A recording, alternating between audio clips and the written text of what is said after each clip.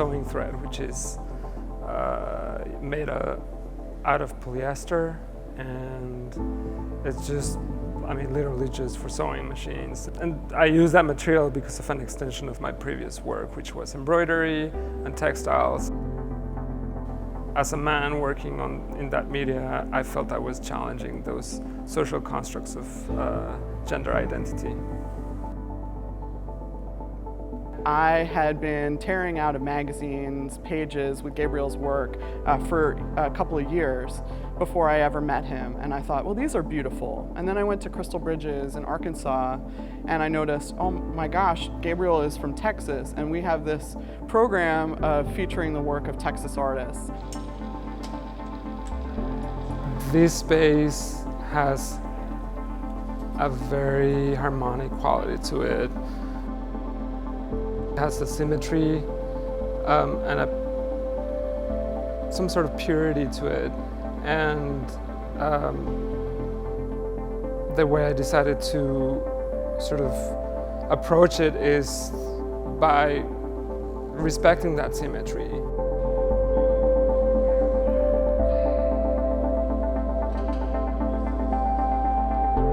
So this is when a curator kicks into high gear and says, okay, can we accomplish the impossible? Get a lift that can take him 44 feet up into the air, find assistance, get the funds in order to do a project like this.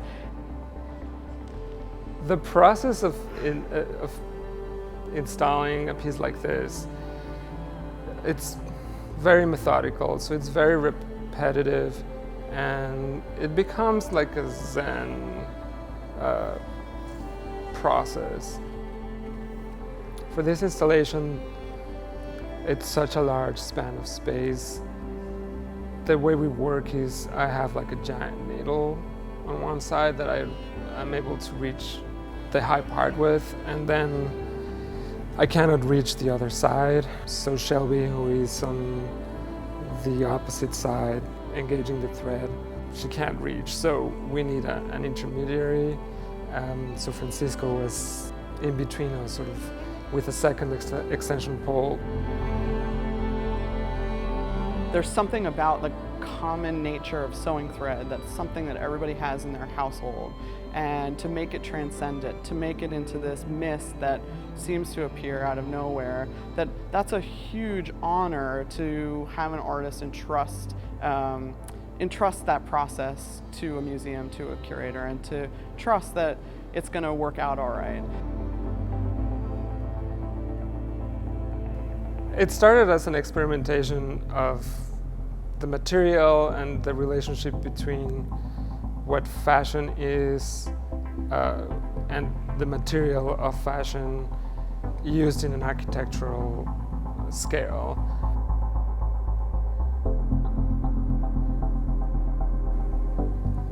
When I started the installations, it was more about the material, but after a few installations, I realized that what I was getting was these structures that are very ethereal and very translucent, and it kind of looked like light from certain views.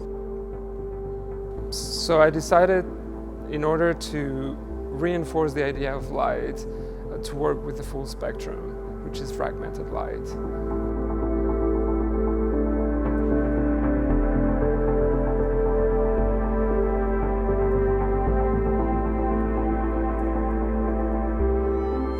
The color is in the thread, so you kind of, the thread is so thin that once you stretch it over this big or this vast space, the thread almost disappears and leaves the color behind. So, but the color you see is in the thread, and it's just that it's so tiny that you don't actually see the thread anymore.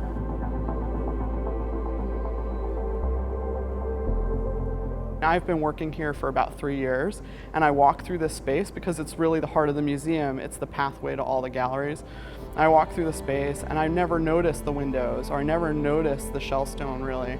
And so what we've done is initiated a conversation between an architect of renown and an artist whose star is on the rise. What's great about this space is the light, because it has a lot of natural light. It has a window at the top of each wall all around it. So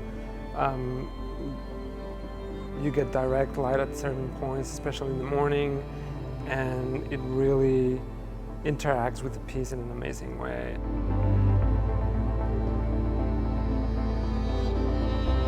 When I lie on the floor and I'm just taking the piece in and just sort of enjoying the results or seeing the process of how it's coming along. Gabriel's work just sort of transcends the everyday, the feeling of gritty life that just kind of compress us down a little bit. There's something uplifting about who he is as a person that gets communicated through the rainbows that he creates. It takes a Philip Johnson space that is a hallmark of architecture and brings it to new life.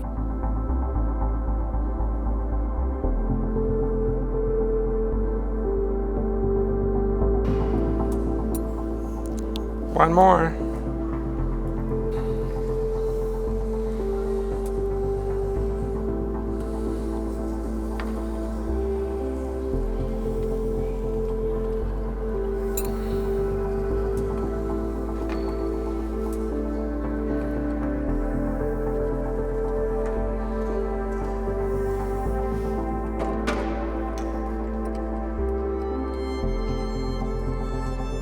Well, every time I finish a piece, it's just,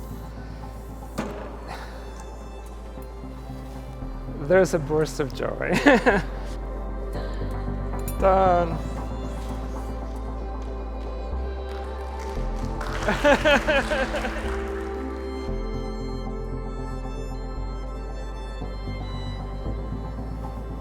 This is amazing. I'm terrified, but this is amazing. It's really cool to, just try to take it in. If I'm on a lift, like I was in this case, I know there's not going to be another opportunity to be on a lift, and seeing it from that perspective. So it's sort of like, to me, it was sort of like an opportunity to see something that I'm not going to be able to see again. Huh? I'm not coming down. This is pretty cool.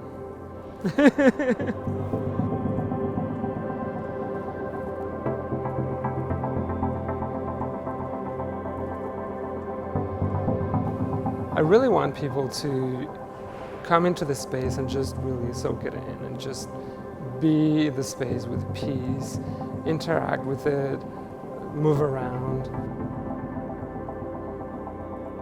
The installations are almost like kinetic art in the sense that when you move, it seems like they're moving, but you're moving around the space is what introducing the kinetic aspect to it. It's a very experiential type of work. Let the installation do the work. They don't really need to do more than just be in the space.